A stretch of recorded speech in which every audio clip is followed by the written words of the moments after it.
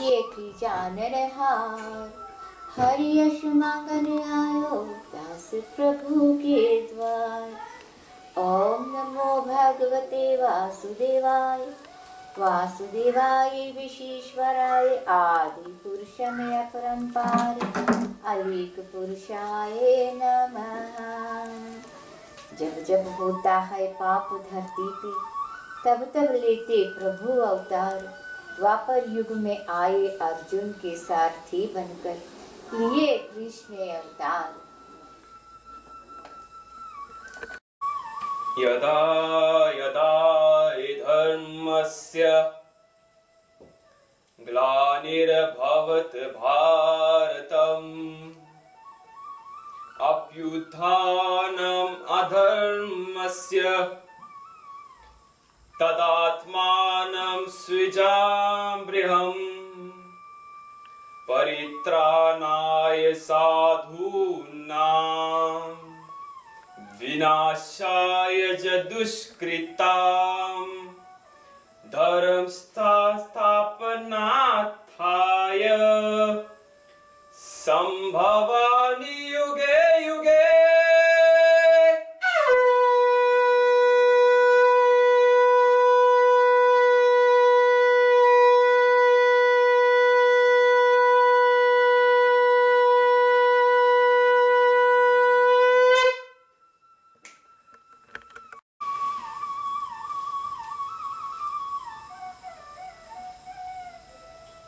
हाँ पार्थ, जो चले गए वे तो चले गए, और ज्ञानी तो ना जाने वाले का शोक करते हैं, और ना ही उनका जो नहीं गए। वो तो ना विगत के लिए शोक कर रहे हैं, ना अगत के लिए। तुम्हारी शैली तो ज्ञानी के लिए है, किंतु तुम बात जैसे मूर्खों की कर रहे हो।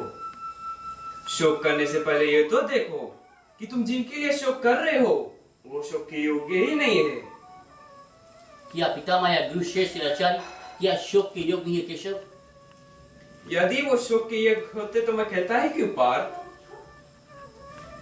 तुम्हें सत्य को समझ लो कि मूल तत्व शरीर नहीं आत्मा है।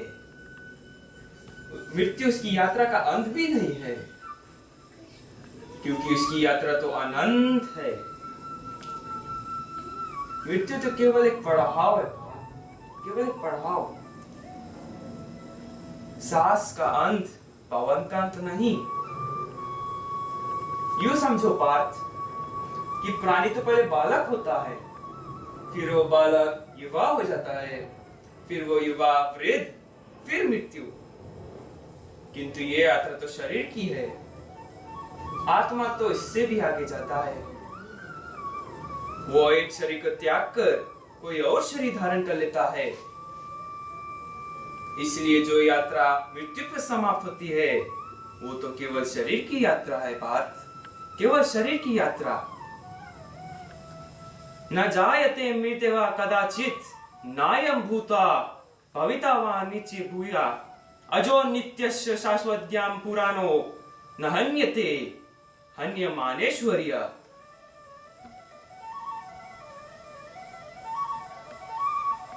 आत्मा की यात्रा तो अनंत है पार्थ, और उसकी यात्रा के एक बिंदु पर शरीर पीछे छूट जाता है और यात्री आगे निकल जाता है। और वो बिल्कुल वैसे ही नया शरीर धारण कर लेता है जैसे हम पुराना वस्त्र उतारकर नया वस्त्र धारण कर लेते हैं। वासांसि जीलानि यथा पुरानी नवानि ते ज्ञानानि पुराना तथा शरीरानि जीलानि अन्यानि संयाति नवानि ते। ये पार्थ, विनाश तो आत्मा को छू ही नहीं सकता, तो फिर शोक कैसा और किसके विनाश का? क्या वस्त्र के विनाश का? किंतु वस्त्र तो अमर नहीं होता, वो तो त्यागे जाने के लिए होता है। और आत्मा मरता नहीं, कभी नहीं मरता। किंतु ये जो सामने खड़े हुए, ये इसके प्रसाद सबके सब होंगे ना केशव? सबके सब होंगे ना? ये होना ना होना का क्या है पार्थ?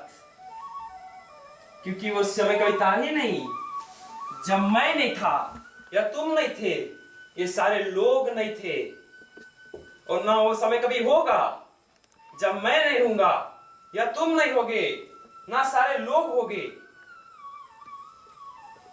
तो तुम किस भ्रम में पड़ रहे हो पार्थ कि वर्तमान जीवन ही संपूर्ण जीवन है?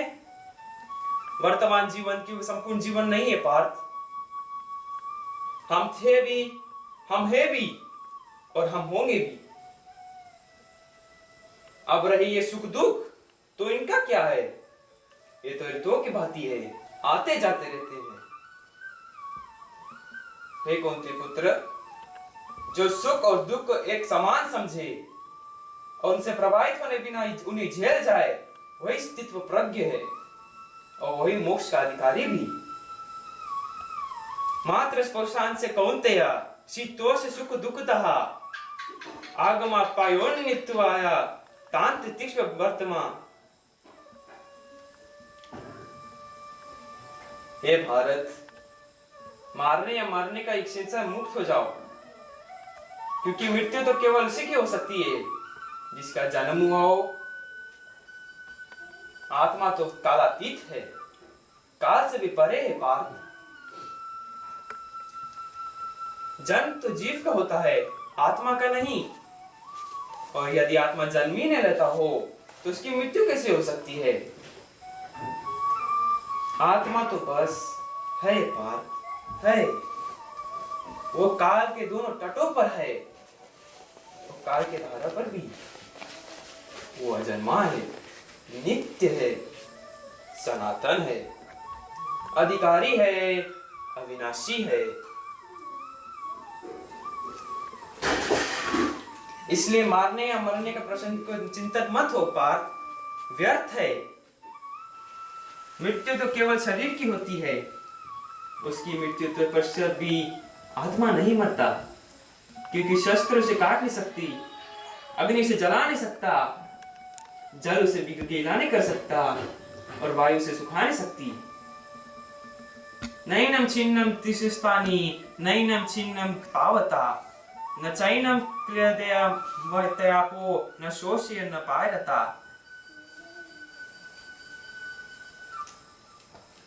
अब किस चिंता में हो पार्थ? हे जनार्दन, क्या मैं केवल एक आत्मा को पितामह कहता हूँ?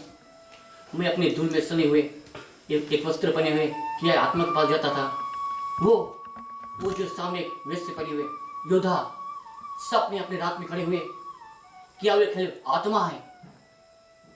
क्या उनके शरीर में जिसमें आत्मा कह रहे आने के बाद मेरे शीश पे आशीर्वाद लेने के लिए हाथ नहीं धरा था? क्या वे भित्र भाने श्रेष्ठ क्या केवल आत्मा है जिन्होंने मुझे धूल में विद्या सिखाई है?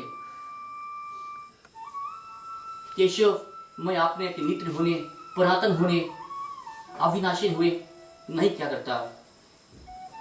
जिन शरीर की मैं बात कर रहा हूं, वो शरीर मेरे कुछ लगते हैं ना।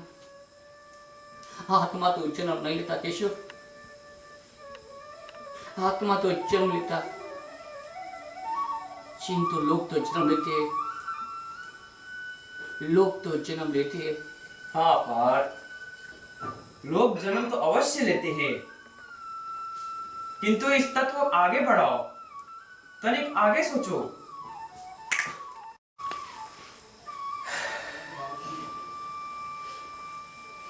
अब तक तो मैं तुम्हें ज्ञान और विवेक की दृष्टि से समझा रहा था पार्थ, जो जीवन के आर पार देख सकती है और सत्य के ज्ञान में जाकर उसकी अंतरात्मा स्वर समझ लेता है। किंतु कदाचित अमूर्तता में उलझ गए हो। तो व्यवहारिक कर्म के इस क्षण के तौल के देखो पार्थ, व्यवहारिक कर्म की दृष्टि से अपने कर्तव्य का विषय में निर्णय लो, तब भी तुम इसी निर्णय पे पहुंचोगे पार्थ कि तुम्हारे लिए इस युद्ध में भाग लेना आवश्यक है। यही निर्णय तो ले नहीं पाता हूँ केशव, नहीं ले पा रहा हूँ। तुम ये निर्णय इससे नहीं ले पा रहे पार्थ कि तुम इस क्षण को व्यक्तिगत लाभ और व्यक्तिगत हानि के तुलना में तोल रहे हो। यही तो मोह का बंधन है पार्थ, यही तो तुम्हारे शोक के जड़ है, और इसलिए तुम्हारे कायर पलाए और कलंक डुबाने वाला शोक ना तुम्हारे हित में है, ना ये समाज के हित में। ये शोक ना वर्तमान शोक है, ना भविष्य के लिए। लाभ और हानि इस कामना में मत भटको पार, ना भटको, केवल कर्म करो। कर्म कर्म तो अपने आप में ही पूर्ण है, नित्य है और समाज के लिए कल्याणकारी भी है। कर्म तो स्वयं अपना फल भी है पार्थ, परंतु ये कर्म समाज कल्याण में उतना हित में लाओगे तो तुम्हारा वो कर्म अशुद्ध और अशुभ हो जाएगा।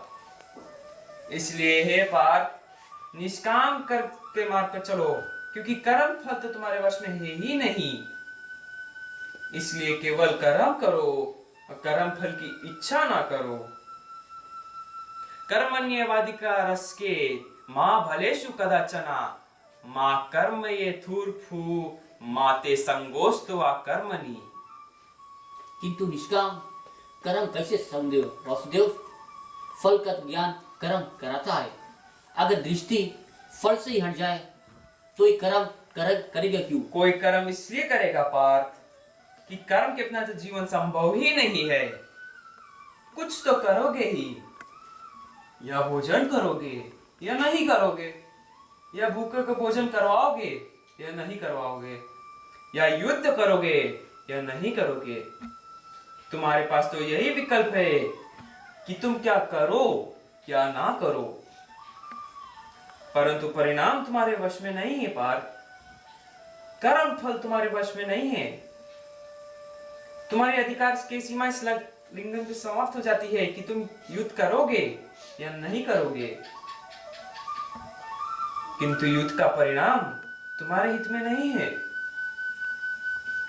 यदि तुम विजय चाहो भी तो यह आवश्यक नहीं कि विजय तुम्हारी ही हो जाए, तुम्हारे पराजय भी हो सकती है। यदि तुम विजय से मोहित नहीं होगे तो पराजय से भी नहीं घबराओगे। यदि तुम ये सोचो पार्थ, चाहे विजय हो चाहे पराजय, केवल तुम इसलिए युद्ध कर रहे हो क्योंकि युद्ध करना तुम्हारा कर्तव्य है, तो विजय के सुख और पराजय के दुख का प्रश्न नहीं उठता। और जब विजय से सुखी हो और ना पराजय से दुखी, वही स्थित्व प्रज्ञ है। इसलिए हे पार्थ, कर्म की प्रतिभा चेष्टा मत करो। तुम तो केवल वही करो जो तुम्हारे वश में है, अर्थात अपना धर्म का पालन करो। यही कर्म योग है पार्थ, यही कर्म योग है। इस रहस्य को समझो पार्थ कि तुम्हारे पास करने या ना करने का व्यर्थ है, क्योंकि कर्म के अंत में मनुष्य का अधिकार की सीमा समाप्त हो जाती है। कर्म का परिणाम मनुष्य के लक्ष्य में नहीं है। तुम सर्वश्रेष्ठ धनुधर हो, परंतु यदि तुम्हारी आंखें तनिक भी इधर से उधर हो जाए तो तुम चूक जाओगे। तुम्हारी अधिकार तुम्हारी दृष्टि पर है और तुम्हारे स्मृति पर कोई अधिकार नहीं जिसकी ओर तुम बाण चला रहे हो।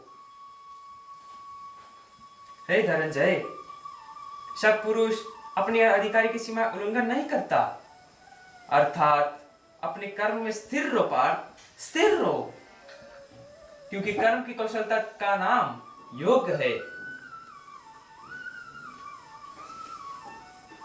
और योग क्या है केशव? योग क्या है? वही तो बता रहा था पार्थ।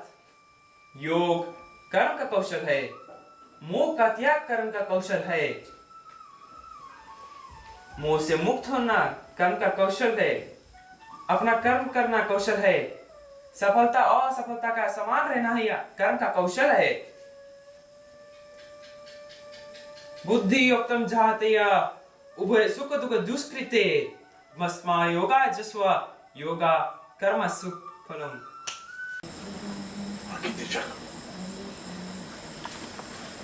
संजय, संजय, आ गया महाराज। यदि तुम्हारी वाणी वहां तक पहुंच सके तो चिल्ला कर कहो कि हे अर्जुन, वासुदेव के पुत्र की बात ना सुने, वह तुम्हें बहका रहा है।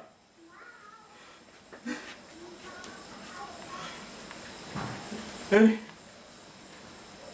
तनिक सोचो संजय, यही कृष्ण कल शांति दूत बनकर यहां आया था और आज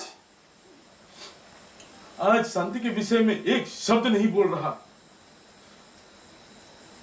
इसका अर्थ तो यही है कि वो यहां शांति का स्थापना के लिए आया ही नहीं था। वो केवल यही चाहता था कि इतिहास मेरी दाढ़ी पकड़ कर ये कहे कि धृतराष्ट्र, शांति के द्वार तुमने बंद किया था।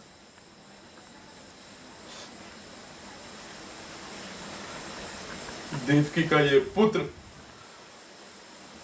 कब का बैर निकाल रहा है संजय। वे बैर की बात नहीं कर रहे महाराज। वे तो कुंती पुत्र को धर्म और कर्तव्य योग के रहस्य समझा रहे हैं। तुम भी उसके जैसे बातें करने लगे हो। क्या मेरे प्रति तुम्हारी निष्ठा अब अपनी जगह से सरक गई है?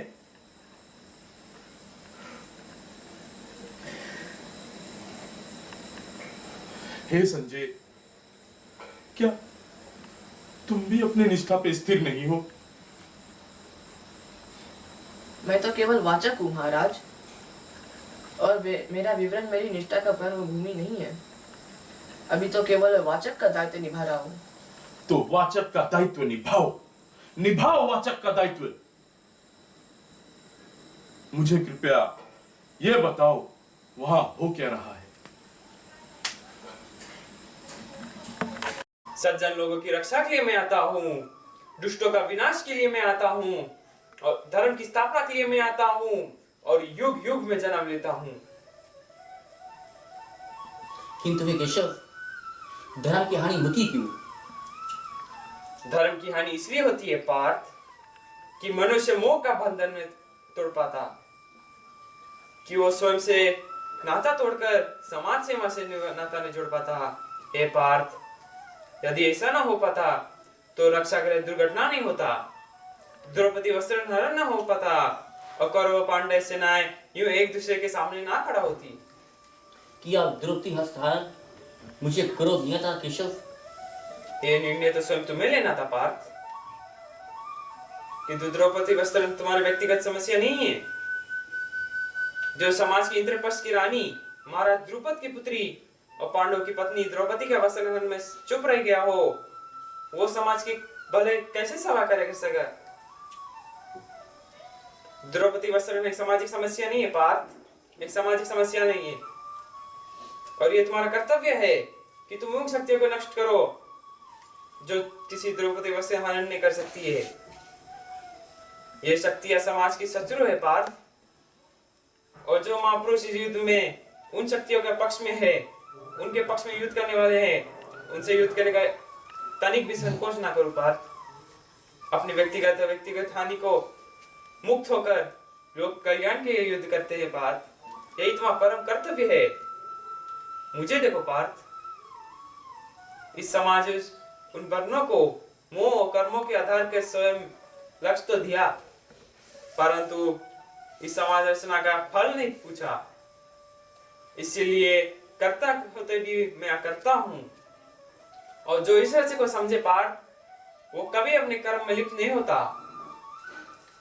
न माम कर्म नीतिये न मैं कर्म परस्परा नीतिमा योगी तिहाती कर्म ही स्तमत्य थे। मुझे कर्म फल की इच्छा नहीं है पार्थ, तभी तो कर्म मुझे जोशित नहीं कर पाते। तुम भी निष्काम कर्म करो पार्थ, और अपने कर्म की नियत समाज भी अपने छाया भी नहीं पड़ने दो। हे भारत, कर्म अकर्म और विकर्म अंतर को समझो पार्थ। अक्रम और कर्म और विक्रम में क्या अंतर है केशव?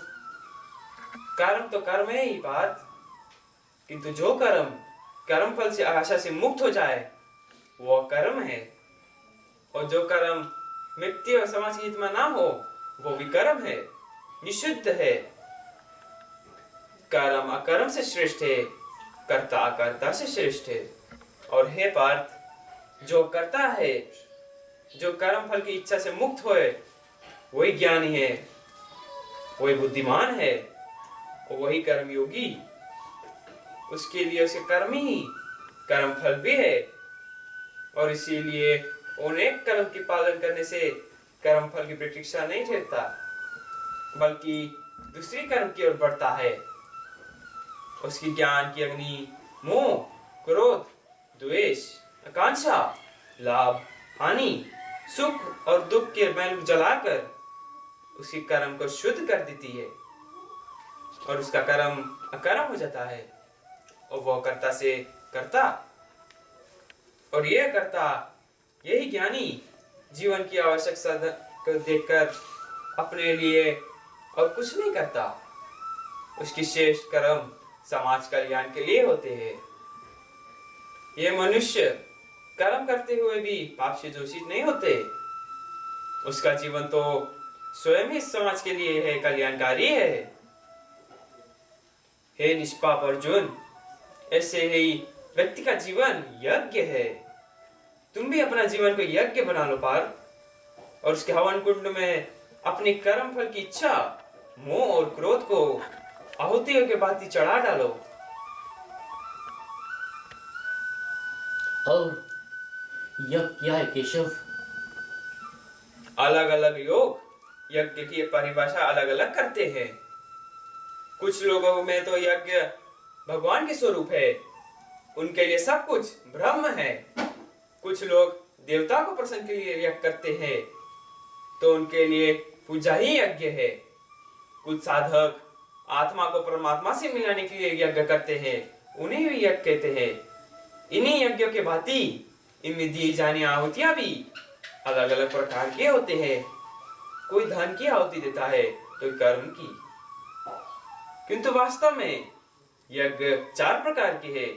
पहला द्रव्य यज्ञ है। इसमें अर्जित द्रव्य और समाज के लिए कल्याणकारी के लिए लगाया जाता है, अर्थात ये लोक सेवा यज्ञ है। दूसरा तपो यज्ञ है। जब कोई अपने कर्म को अपन तपस्या बना लेते हैं तो उसको जीवन तपो यज्ञ बन जाता है। हे पार्थ, अपने धर्म के पालन के लिए यज्ञ है, किंतु ये धर्म सांप्रदायिक नहीं, सनातन है। ये व्यक्ति और समाज दोनों के लिए कल्याण है। तीसरा यज्ञ योग यज्ञ है। इसमें अष्टांग योग की साधना की जाती है और इसमें लोग धन और समाधि का मार्ग उल्लंघन करते हैं। प्राणों का प्राणों में हवन किया जाता है। चौथा यज्ञ ध्यान यज्ञ। यूं तो पार्थ चारों ही यज्ञ महत्वपूर्ण है, परंतु श्रेष्ठ तप है ध्यान यज्ञ, क्योंकि ज्ञानी तो अच्छे और बुरे को करता है और अपना अंत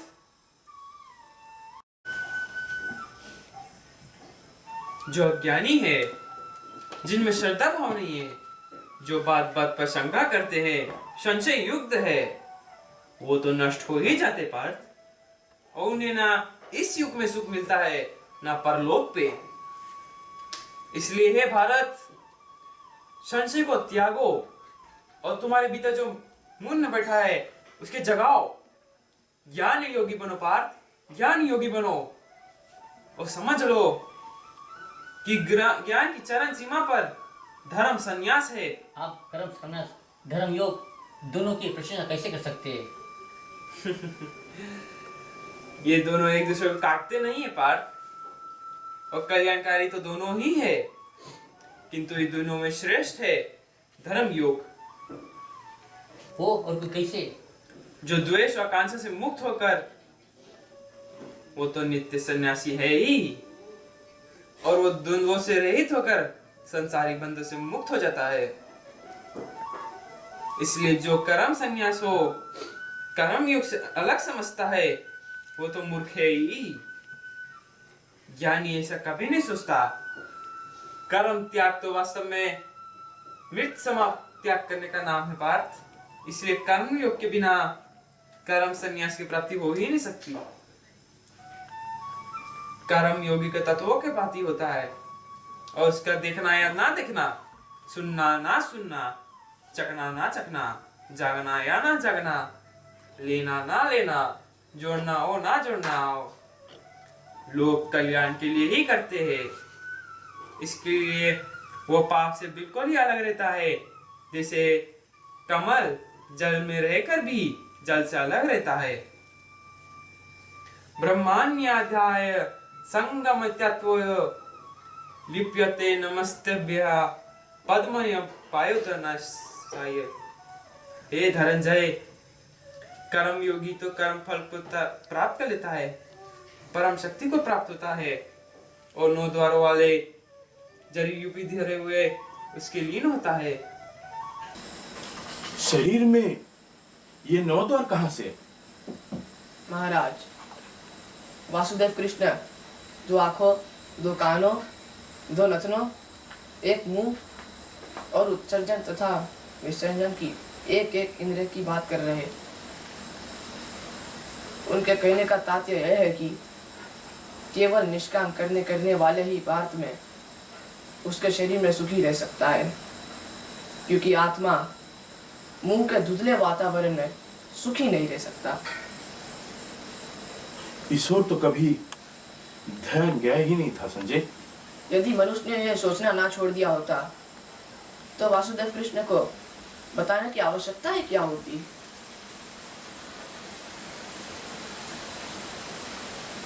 नौ द्वार वाले इस घर से। अब आगे चलो संजय।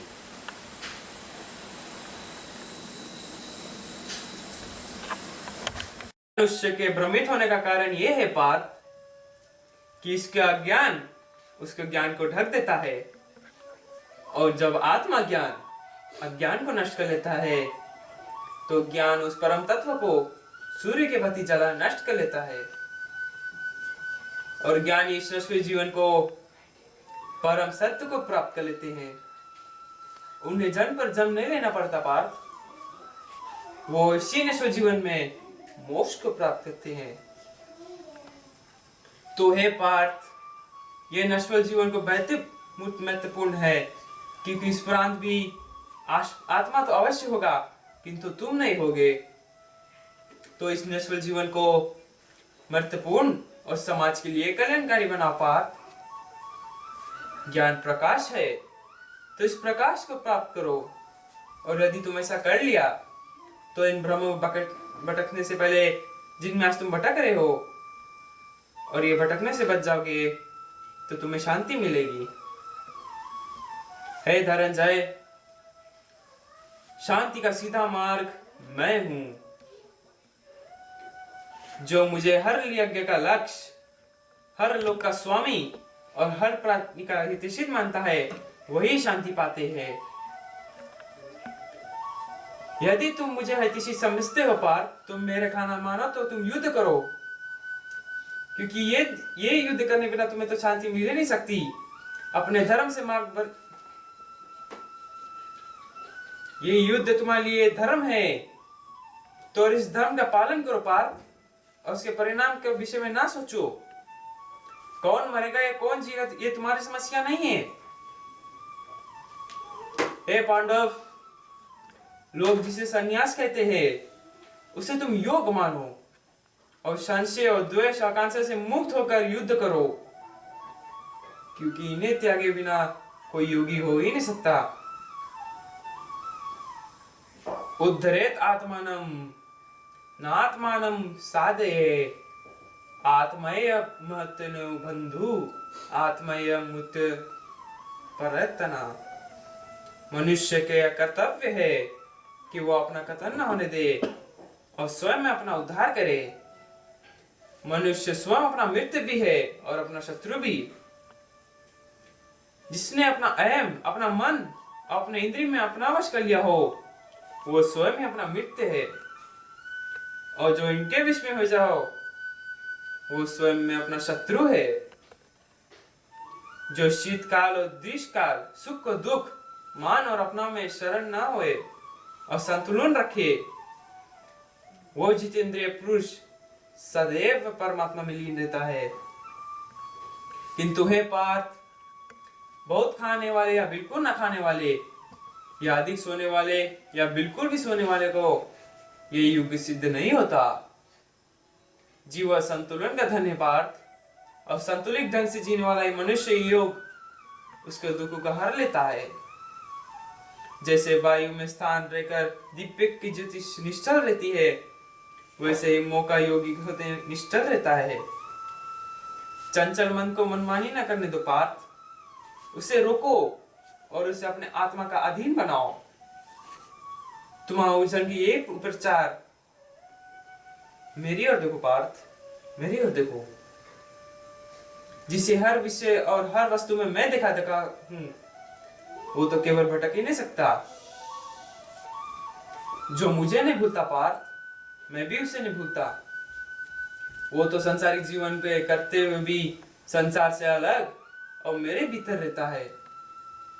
हे अर्जुन, जो योगी सत को अपना सुख दुख बना ले, वही परम श्रेष्ठ है।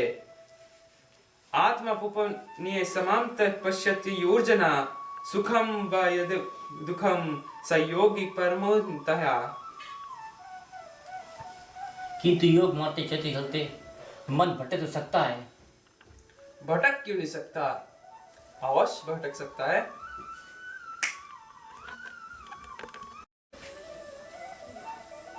हे अनंत, हे नारायण, हे दया सागर, जैसे मित्र मित्र को, पिता पुत्र को और भगवान अपने भक्त को क्षमा करता है, वैसे आप मुझे क्षमा कीजिए, आप मुझे क्षमा कीजिए। हे कुंती नंदन, मित्र और मित्र, पिता और पुत्र, भगवान और भक्त के बीच क्षमा का तो कोई स्थान ही नहीं है। इन संबंधों का आधार करो स्नेह, श्रद्धा और भक्ति। मैया वेश मनोवारी नित्य युक्ता पासते, श्रद्धाया मुक्तताया देवे मुक्ततायता। जो मेरा भक्त है, जो मुझे में ही ध्यान लगाता है, जो सदैव मुझे लीन रहता है और जो पूरी श्रद्धा के साथ मेरी उपासना करता है, वही उत्तम योगी है।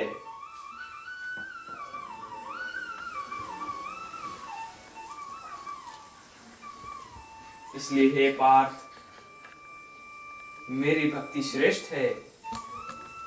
जो भक्त है वो इस संसार में नहीं उलझते, क्योंकि हे पार्थ, ऊर्ध्वम मूल अधिश्वानम अश्वत्थम परवृदम छंदांसी यस्तम पर्णानि यस्तम वेदम सवेदम।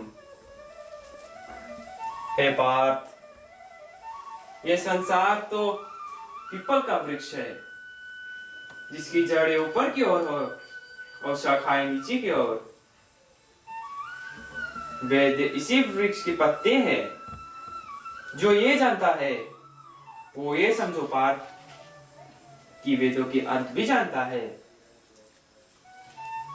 इस वृक्ष की शाखाएं ऊपर नीचे सारी ओर फैले हुए हैं, जिनका परिभूषण किया है प्रकृति के तीनों गुणों में, सतोगुण, रजोगुण और तमोगुण। इसकी जड़ मानव समाज से भी आगे है।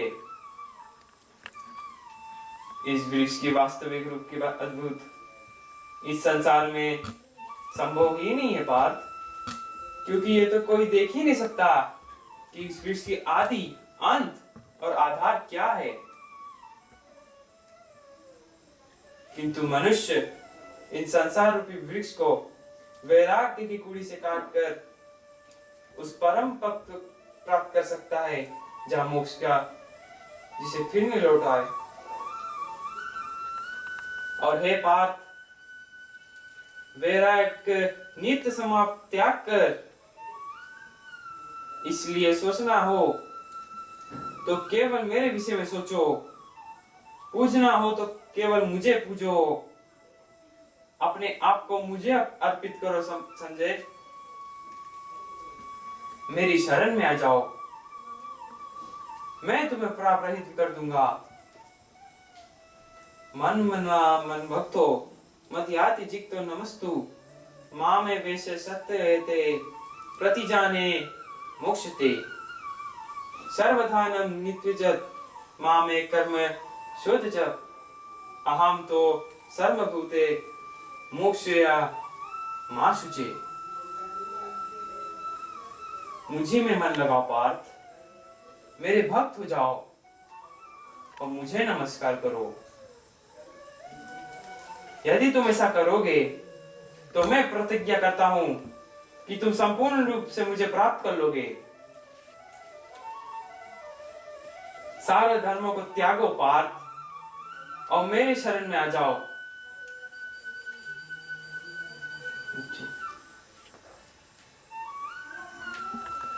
मैं तुम्हें सारे पापों से मुक्त कर दूंगा।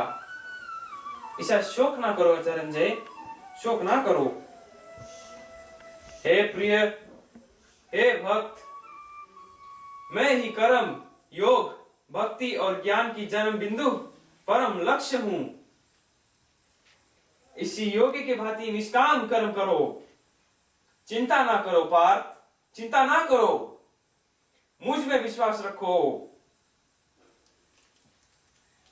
हे महाभाऊ, अपना गांडीव उठाओ और युद्ध करो।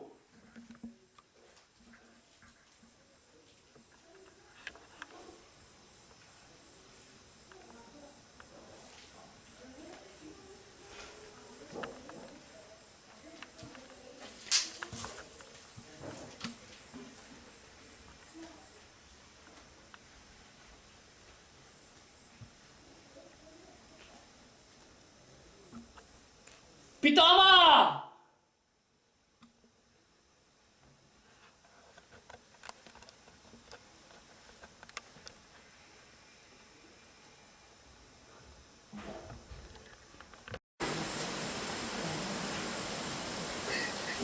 कुंती पुत्र अर्जुन ने गांडीव उठा लिया महाराज।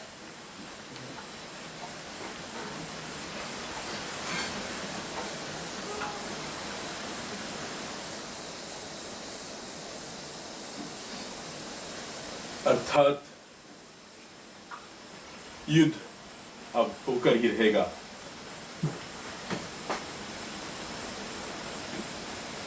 हे संजय, मैं इस युद्ध का परिणाम भी जान गया, इसलिए अब अभी यदि तुम चाहो तो मुझे छोड़कर जा सकती हो। जब रथ ही ना होगा तो सारथी रखकर क्या करूंगा? यदि ये महाराज का आदेश है तो मैं अवश्य इसका पालन करूंगा, किंतु मैं महाराज को त्यागना नहीं चाहता। निष्काम सेवा करना चाहते हो, करो, ना जाओ। ये बताने के लिए ठहर जाओ कि अर्जुन का पहला बाण किसे लगा। मुझे यह सूचना देने के लिए ठहर जाओ कि मेरे सूरवीर पुत्र वीर गति को कैसे प्राप्त हो गए। क्या युद्ध आरंभ हो गया संजय? मेरा प्रिय दुर्योधन तो युद्ध के लिए तत्पर होगा। जी महाराज, वह व्याकुल इसलिए हो रहे हैं कि उन्हें इस युद्ध का परिणाम जानना है। नहीं संजय, यदि उसे इस युद्ध का परिणाम का ज्ञान होता तब भी वो युद्ध करता। वो क्षत्रिय है, उसके लिए ये युद्ध उसका कर्म है।